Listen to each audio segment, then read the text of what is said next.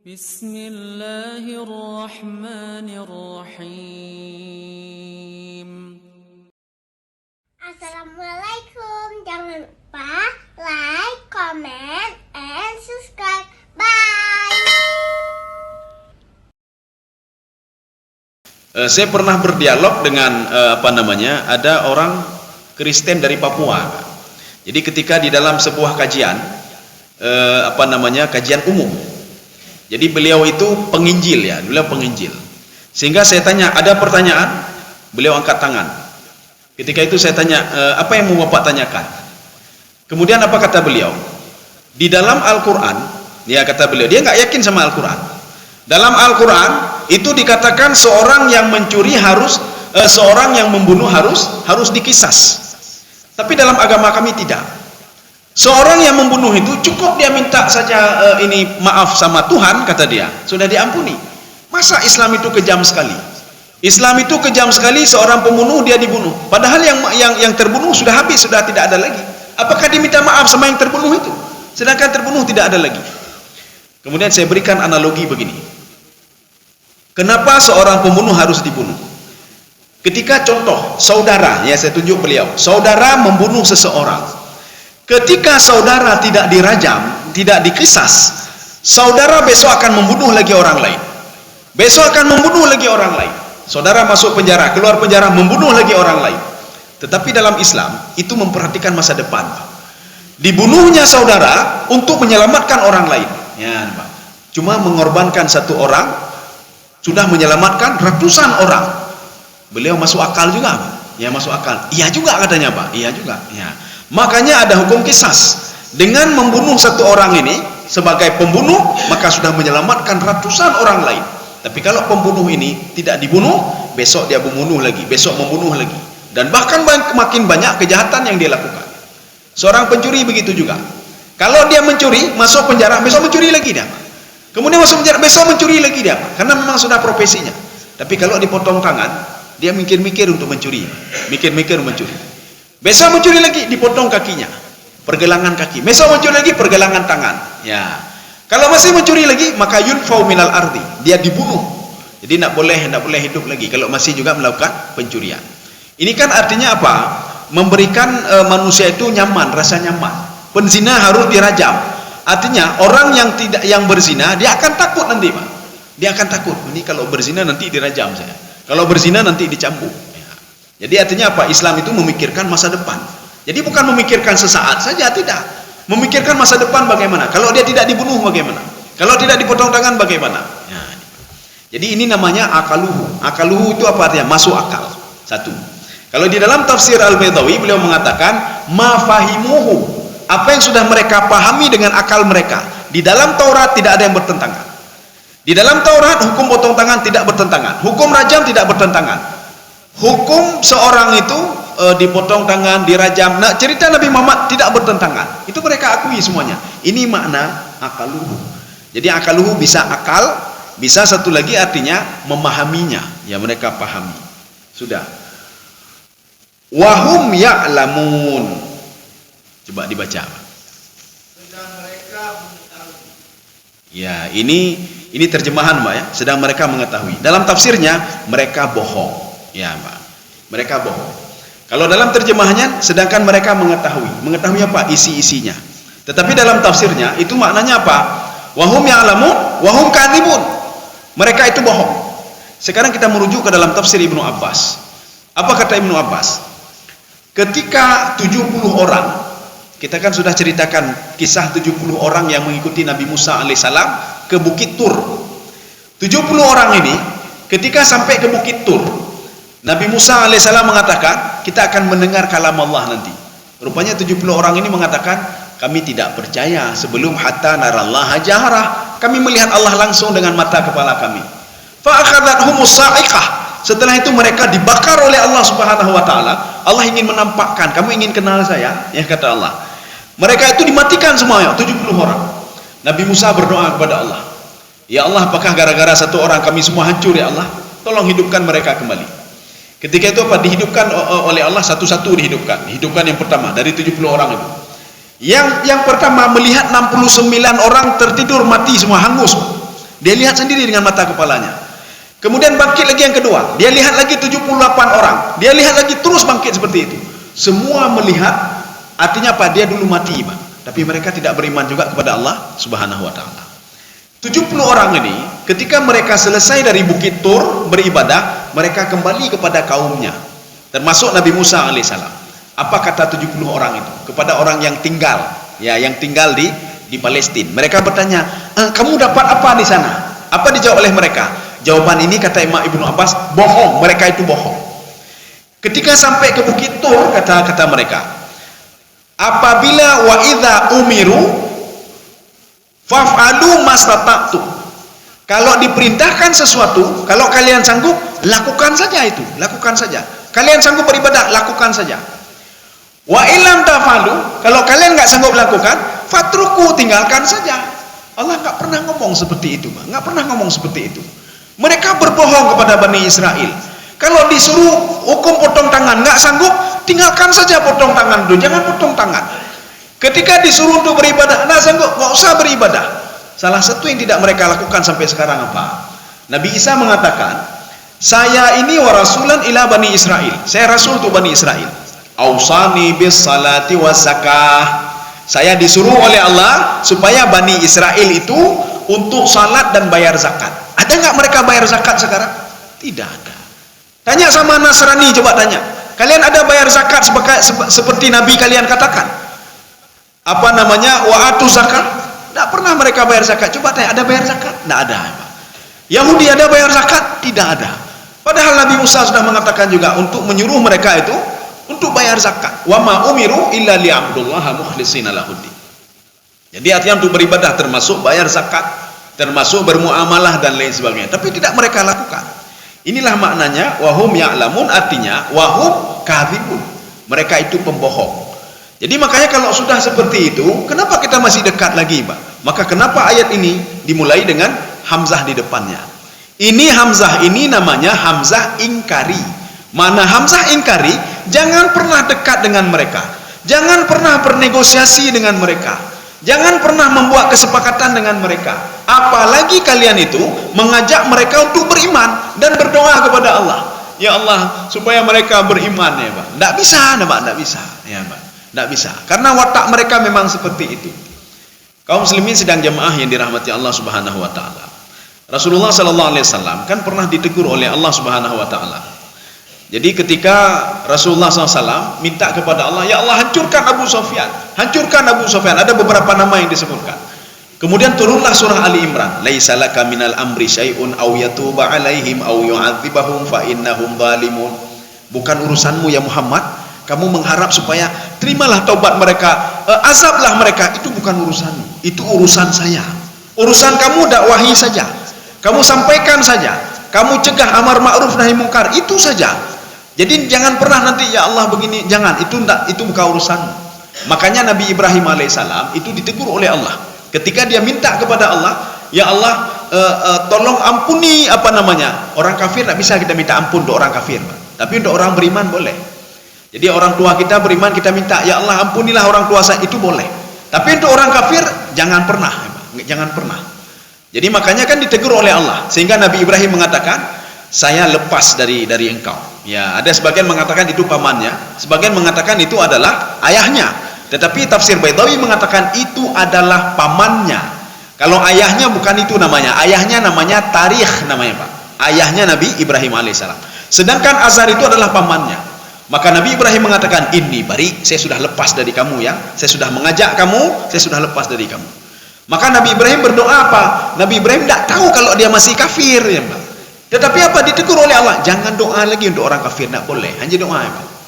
Tapi bagaimana kalau dia mengucapkan salam? Kita ketemu dengan orang kafir. Orang kafir ngomong, pakai peci je Pak, pakai peci, pakai jakrung, atau pakai jubah orang kafir, Pak. Itu Assalamualaikum warahmatullahi wabarakatuh.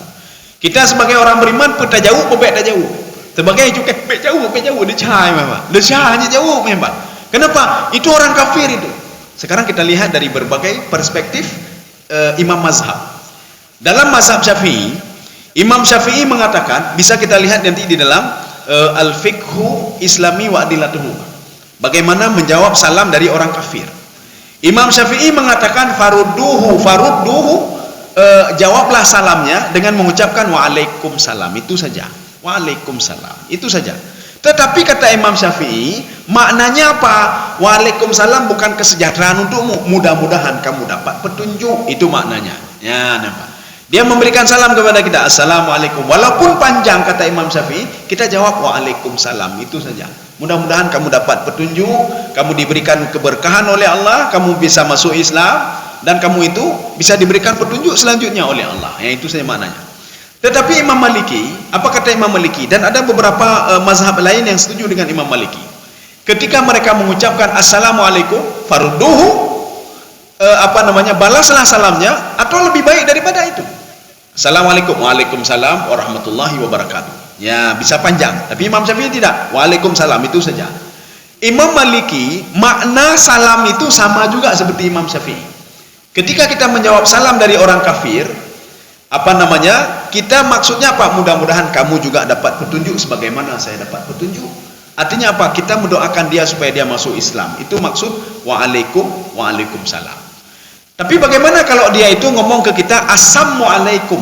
Ya, nampak. Sebagaimana ada kafir Quraisy ketika bersama Rasulullah dan Aisyah berdua, tiba-tiba datang kafir Quraisy. Apa kata dia? Assalamualaikum ya Muhammad.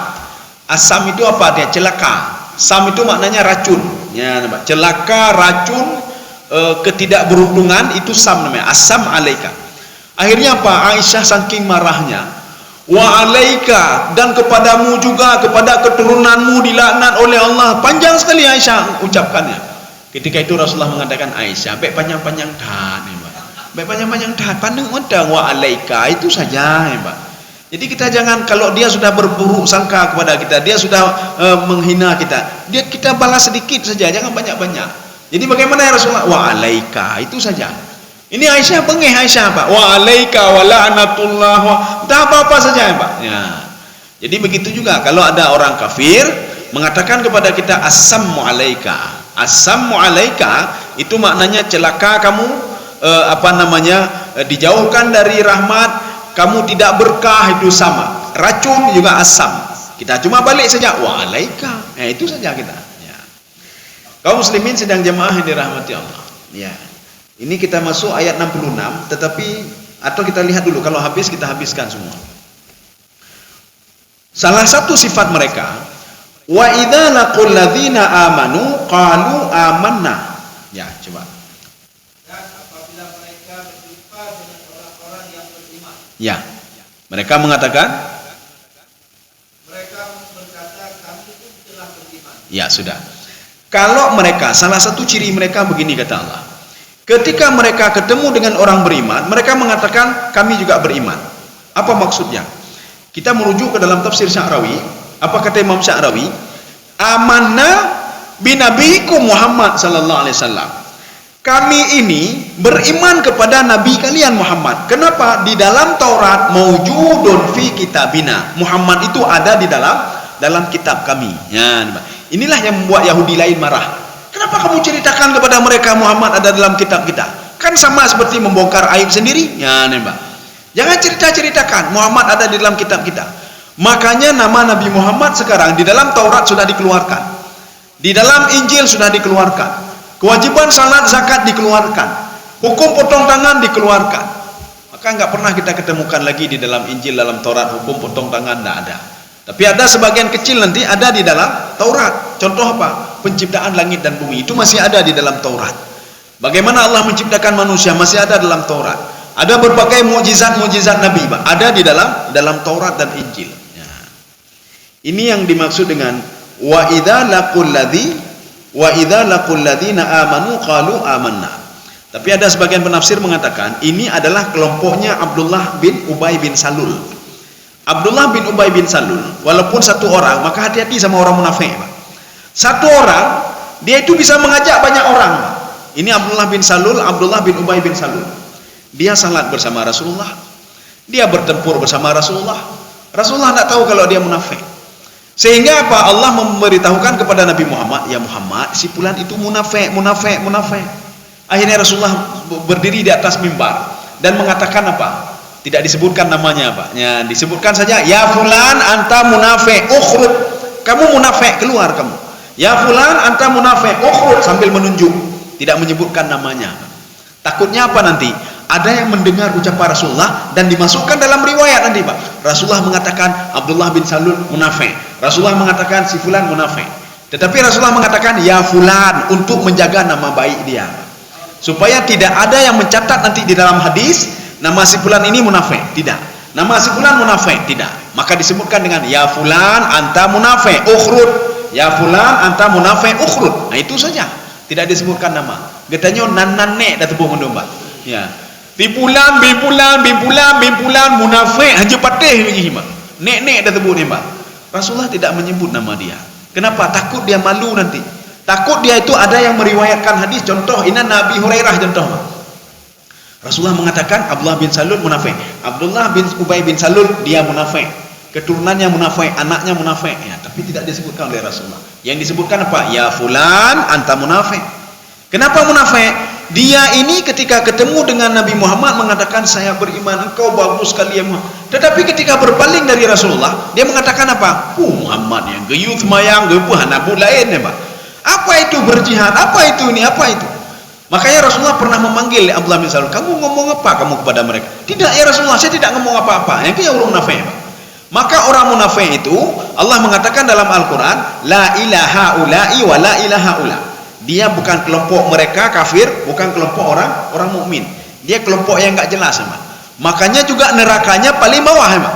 Innal munafiqina fid darkil asfali minan nar. Maka hati-hati. Tidak semua orang salat itu orang baik-baik, bisa saja dia munafik. Ya, Pak, bisa saja munafik. Itu temayang mati bubur dia, Pak.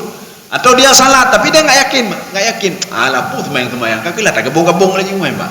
Dia tidak yakin kepada Allah Subhanahu wa taala. Tidak yakin dia pada Al-Quran. Yang penting salat sajalah. Kemudian nanti dia bergabung juga dengan orang-orang kafir, Pak. Orang kafir. Ya pejeh-jeh saya orang kafir juga. Dia bergabung dengan kelompok mukmin, saya orang mukmin juga. Bergabung dengan agama lain, saya agama kalian juga. Bergabung lagi, saya juga demikian. Artinya dia bukan kelompok ini, tapi dia kelompok khusus, kelompok munafikun. Kelompok ini fid darkil asfali minan nar. Pada neraka paling bawah. Rasulullah dalam hadisnya mengatakan begini, seringan-ringan azab neraka, seorang pakai sendal di neraka meledak otaknya, Pak. Dia pakai sendal tapi otaknya meledak, Pak. Ya, itu seringan-ringan azab yang ada di dalam neraka. Seorang menggunakan sendal dalam neraka tapi otaknya bisa meledak. Belum lagi paling keras yang paling tinggi. Bagaimana posisi neraka itu? Kalau paling atas itu ringan sedikit. Ya, ini Jahannam, lava, sa'ir, sakar, jahim, hutama, hawiyah itu sudah dahsyat sekali, Pak. Jadi ini menurut ininya, Pak. Ya. Di dalam tafsir Baydawi diungkapkan Abu Lahab, Abu Jahal, As bin Wa'il, Walid al-Mughirah, ya, itu, Pak. Mereka ini berada di mana? Pada neraka kelima. Jahannam, lava, sa'ir, sakar, jahim, neraka jahim. Itu jahim bagi orang-orang penyembah selain Allah Subhanahu wa taala. Bagi orang-orang ingkar, bagi orang-orang musyrik itu neraka jahim. Kalau enggak percaya nanti, kalau ingin tahu Abu Jahal, Abu Lahab, pergi ke lantai 5. Ya, lantai 5. Itu akan ketemu dengan Abu Jahal, akan ketemu dengan Abu Lahab.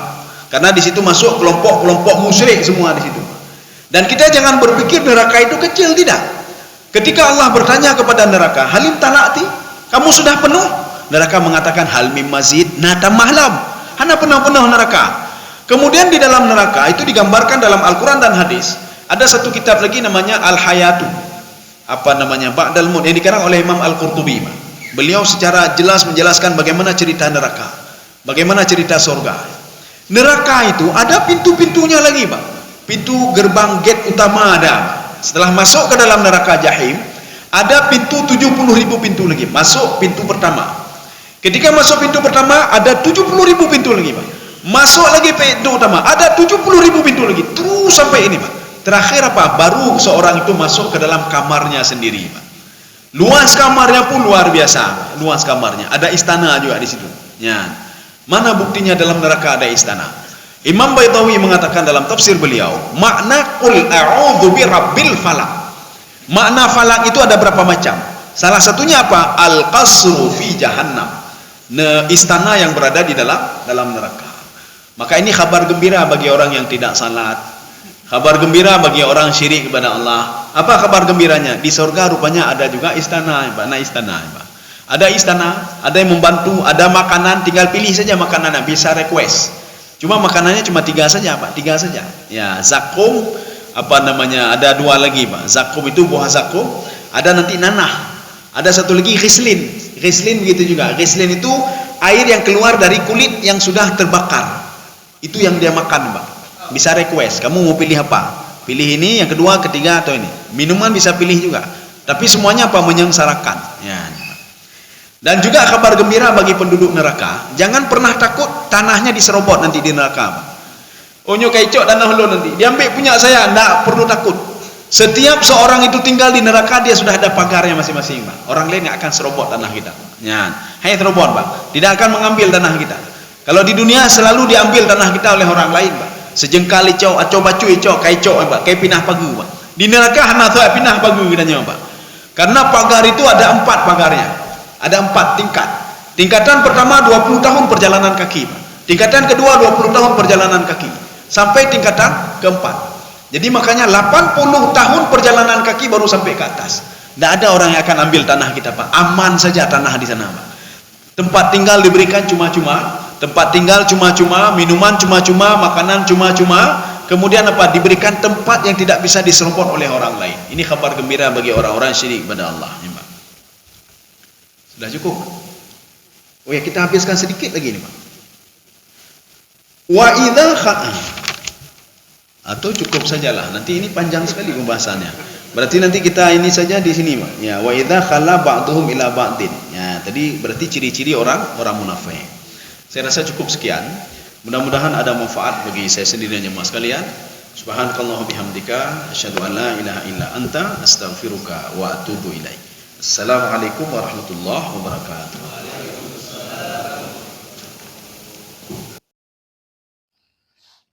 Terima kasih.